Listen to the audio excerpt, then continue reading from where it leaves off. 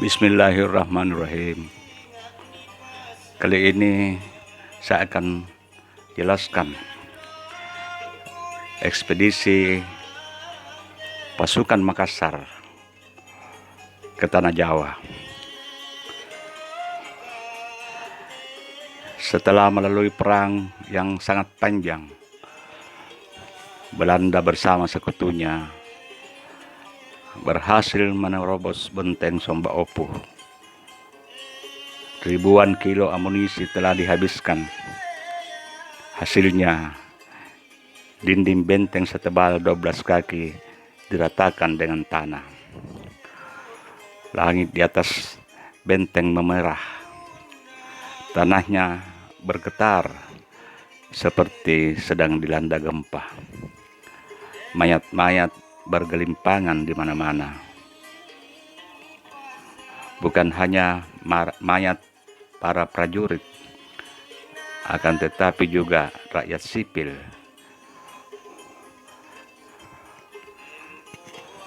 Kekuatan yang tidak lagi berimbang dan penduduk yang makin menderita membuat situasi sulit.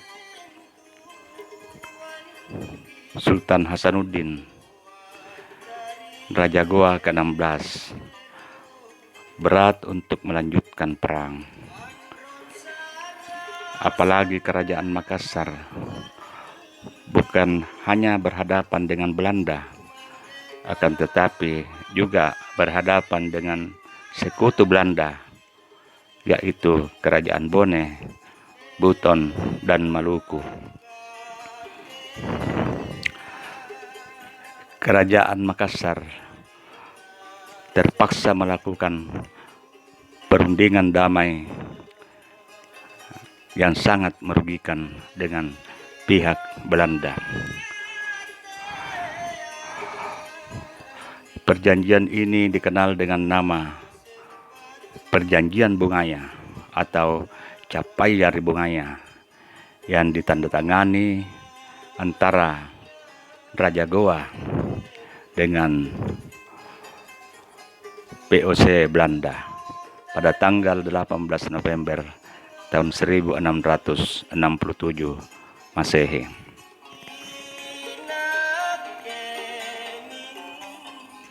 Sejak perjanjian Bungaya ditandatangani, beberapa petinggi kerajaan Makassar tak bisa menyembunyikan rasa kekecewaan.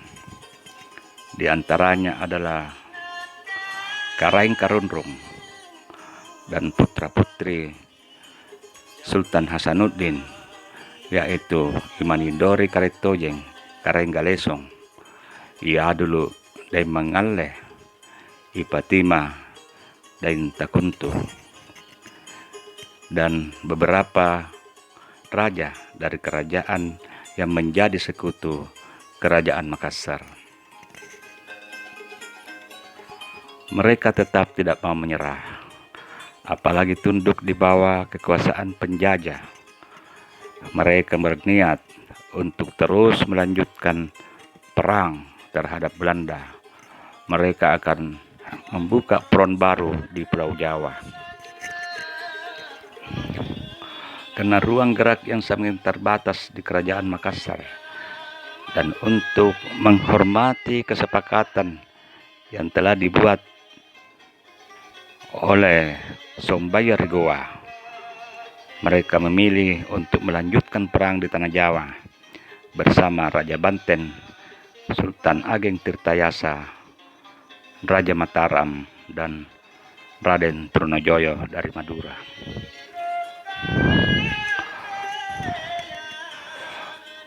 Dengan sisa pasukan dan armada yang masih ada, mulai disiapkan untuk melanjutkan perang di Tanah Jawa.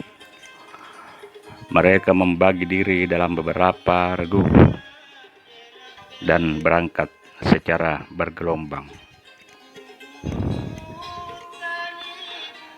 Gelombang pertama dipimpin oleh Laksamana Besar Karaeng Bontomarannu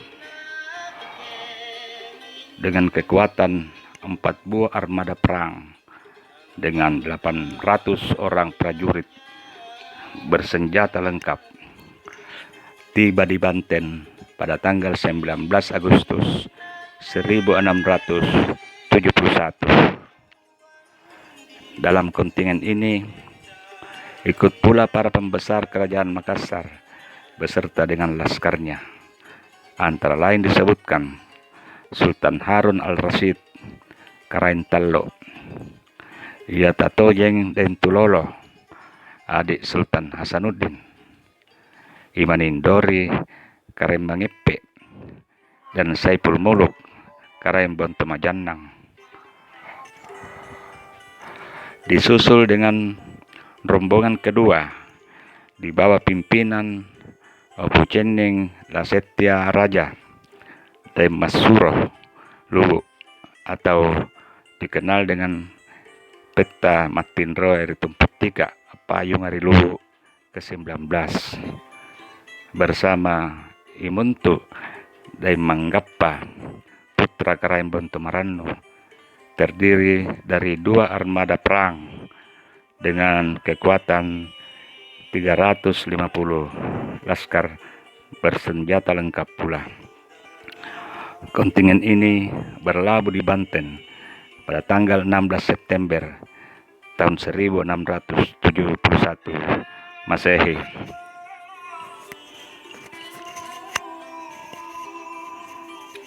Gelombang ketiga dipimpin oleh Imanindori Karettojeng Karenggalesong, di mana dalam kontingen ini turut pula Abdul Hamid Daimangale bersama kedua pengawal setianya dan para tokoh besar kerajaan Makassar lainnya.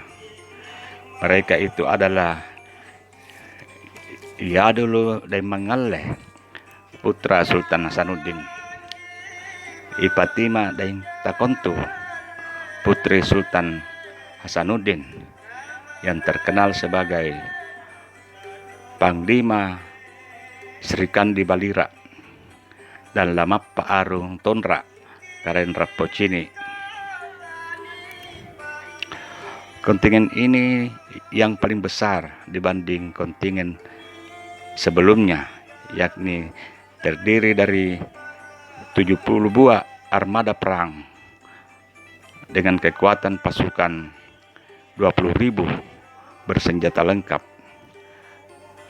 Mereka berlabuh di pelabuhan Banten pada bulan Oktober tahun 1671.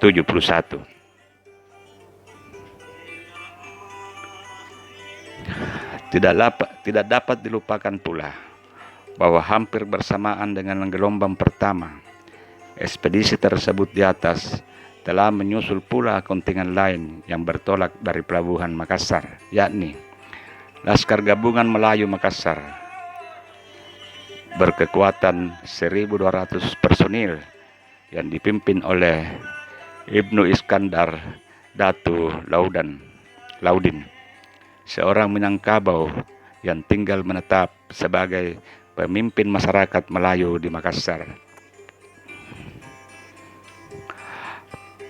Pada masa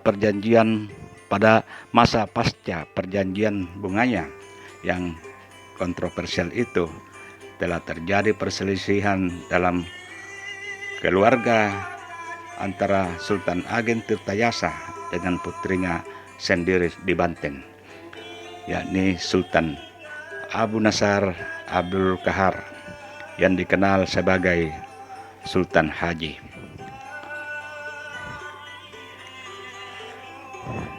Sultan Haji yang sangat loyal terhadap VOC Belanda, sesuatu yang justru sangat dibenci oleh ayahandanya. Sultan Haji dihasut oleh Belanda dengan mengadu domba dengan keluarganya sendiri, dengan alasan bahwa tahta kerajaan akan diserahkan kepada saudaranya, yaitu Pangeran Purbaya, jika tidak segera bertindak.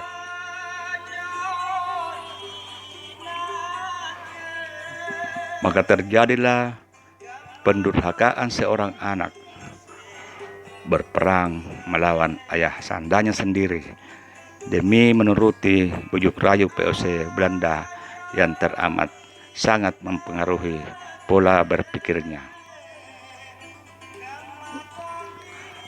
Perang Banten terjadi pada tahun 1678 sampai tahun 1684. Perang antara Sultan Ageng Tirtayasa dengan putranya sendiri, yaitu Sultan Hajeng. Sultan Ageng Tirtayasa beserta putranya yang lain bernama Pangeran Hasan atau dikenal dengan Pangeran Purbaya, dibantu oleh Syekh Yusuf Al-Makassari Tajul Halwati dengan Imanindori Karentojeng Karenggalesong serta para pemberani Makassar melawan Sultan Haji yang dibantu sepenuhnya oleh POC Belanda. Perang itu berkecamuk dengan dahsyatnya, mengakibatkan korban jiwa dan harta benda yang teramat besar.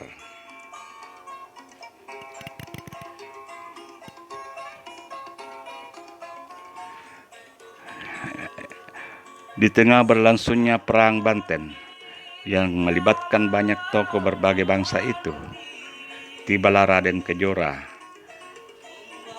yaitu Penembahan Rama, seorang ulama dan termasuk kerabat dekat Kerajaan Mataram di Banten.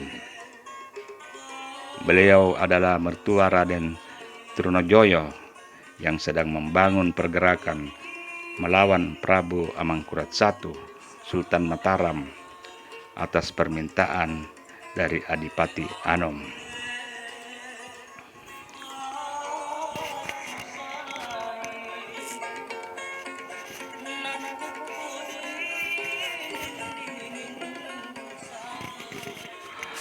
Raden Kejora meminta bantuan kepada para petinggi Makassar untuk membantu pergerakan Raden Trunojoyo melawan dominasi PSC Belanda di Jawa Tengah dan di Jawa Timur.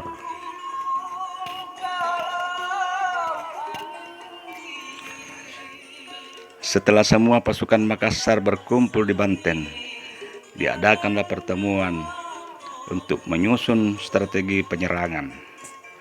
Syekh Yusuf Al-Makassari yang hadir dalam pertemuan itu meminta agar Karaeng Bontomarannu dan Karaeng Galesong bersama sebagian pasukannya bergerak ke Jawa Timur untuk bergabung dengan pasukan Trunojoyo dan Adipati Anom yang sedang berontak melawan pemimpin Mataram Amangkurat I.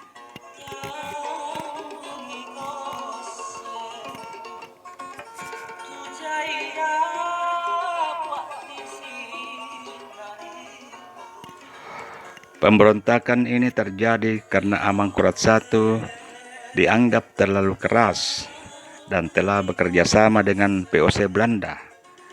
Sementara saudara Karenggalesong, Ipatima dan Takontu bersama Syekh Yusuf dan Iyadulu Demangale yang saat itu telah memperistri putri Sultan Banten, yakni Angke Saripah, akan tetap bertahan di Banten.